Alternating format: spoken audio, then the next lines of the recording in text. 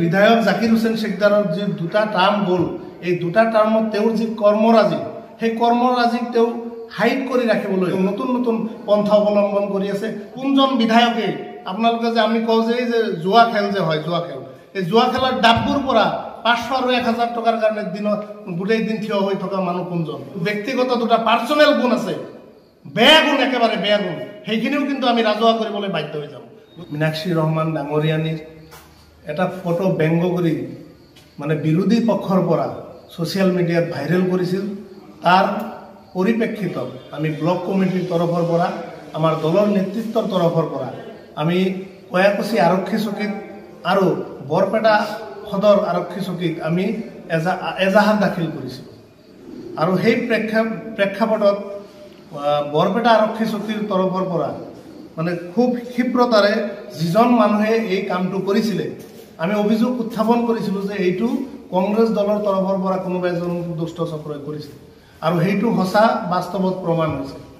বৰপেটা আৰক্ষীৰ তৰফৰ পৰা যি অভিযান চলাইছিলে তেওঁলোকে তাত কংগ্ৰেছ দলৰ ছাদেক আলী নামৰ ভেৰাৰপিটা গাঁৱৰ এজন ল'ৰা ছাদেক আলী, তেওঁক ইতিমধ্যে অলৰেডি মানে এৰেষ্ট কৰিছে, আৰু তেওঁ নিজে স্বীকাৰ কৰিছে যে মই এইখিনি কৰিছিলোঁ, আৰু এই ফেক আইডিটোও তেওঁ চলাইছিলে, এইখিনিও তেওঁ স্বীকাৰ কৰিছে। বিধায়ক জাকিৰ হুছেইন শেখদাৰৰ যি দুটা টাৰ্ম গ'ল, এই দুটা টাৰ্মত তেওঁৰ যি কৰ্মৰাজি, সেই কৰ্মৰাজিক তেওঁ হাইড কৰি ৰাখিবলৈ তেওঁৰ যি মানে কমিশ্যন ৰাজ, সেই কমিশ্যন ৰাজখিনি তেওঁ মানে লুকুৱাই ৰখাৰ কাৰণে তেওঁ নতুন নতুন পন্থা অৱলম্বন কৰি আছে। বিশেষকৈ আমাৰ দলৰ যি উত্থান, AIUDF দলৰ উত্থান, আৰু আমাৰ দলৰ যি নেত্ৰী মীনাক্ষী ৰহমান ডাঙৰীয়ানীৰ উত্থানত তেওঁ মানে ভয় খাইছে, আৰু তেওঁৰ দলৰ নেতাকৰ্মীৰ দ্বাৰা, পালি নেতাৰ দ্বাৰা তেওঁ এইবিলাক কাম কৰাই আছে। ইয়াৰ আগতো আমি অভিযোগ উত্থাপন কৰিছিলোঁ।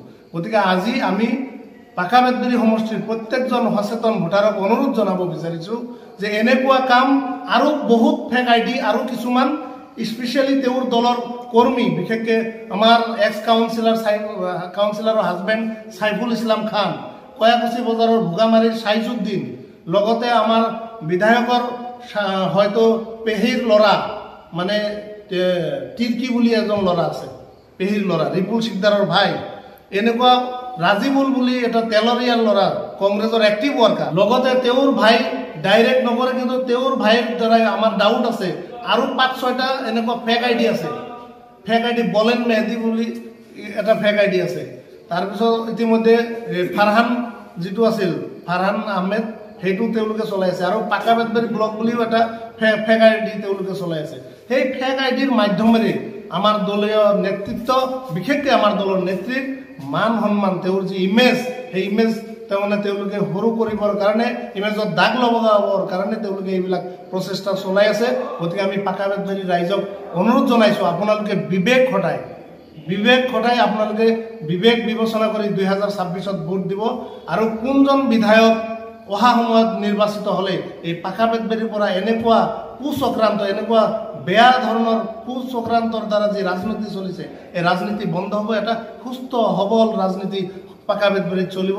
তেনেকুৱা এজন নেতৃত্বক আপোনালোকে ভোট দিব বুলি আহ্বান জনাইছোঁ। প্ৰত্যেকজন ব্যক্তি, এজন মাতৃ সমাজৰ ওপৰত যেতিয়া এনেকুৱা ধৰণৰ কুচক্ৰান্ত কোনোবাই কৰে, তেওঁৰ একচুৱেলি শাস্তি কি হ'ব লাগে আপোনালোকে জানে। ইয়াৰ যি হায়েষ্ট মেক্সিমাম শাস্তি সেইখিনি আমি বিচাৰোঁ, আৰু খালি আমি UDF দলেই নহয়, গোটেই পাকাবেতবাৰী সমষ্টিৰ প্ৰত্যেকজন মানুহে বিচাৰে যে এনেকুৱা দুষ্ট চক্ৰান্ত কৰা মানুহক উচিত দৃষ্টান্তমূলক শাস্তি দিব লাগে, যাতে পৰৱৰ্তী সময়ত কোনোবা ল'ৰাই বা কোনোবা দলৰ মানুহে এনেকুৱা চক্ৰান্ত কৰিব নোৱাৰে। খুব কম সময়ৰ ভিতৰত 7ৰ পৰা 8জন এনেকুৱা ব্যক্তি খুব কম সময়ৰ ভিতৰত কৰায়ত্ব হ'ব, আৰু হয়তো তেওঁলোকে হাইকোৰ্টৰ দ্বাৰস্থ হ'ব লাগিব। এই পাকাবেতবাৰী সমষ্টিৰ মানুহেও চব জানে, আজিৰ পৰা কেইবছৰমান আগত কোনজন বিধায়কে, আপোনালোকে যে আমি কওঁ যে জুৱা খেল যে হয়, জুৱা খেল, এই জুৱা খেলৰ ডাববোৰ পৰা 500 আৰু 1000 টকাৰ কাৰণে দিনত গোটেই দিন থিয় হৈ থকা মানুহ কোনজন?